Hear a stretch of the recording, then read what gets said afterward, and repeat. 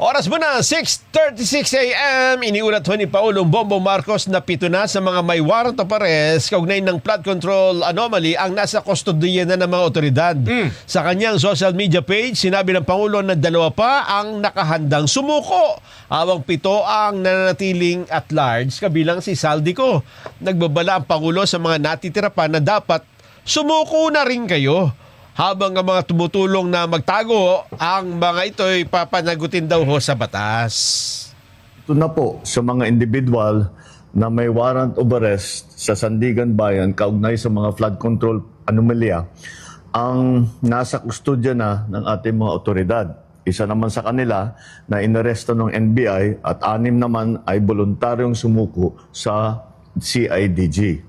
Meron din 2 akusado po na nagpahayag na ng intensyon na sumuko at susundin na ang PNP CIDG. Yung isa pong nahuli ng NBI ay natagpuan doon hindi sa kanyang sariling tirahan.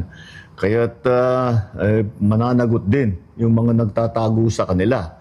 At kaya't sinasabi natin yung mga may balak na tulungan itong mga ito ay ang pinakamalaking tulong na ibigay ninyo sa kanila ay mag-surrender na sila. At para makasagot na sila dito sa mga aligasyon na hinaharap nila. Wala pong mga special treatment itong mga ito. Mananatili sila sa kustodya ng NBI habang inaantay ang utos ng korte. Muli, sa 3 warrant at 16 na pangalan, 7 na ang hawak ng ating otoridad.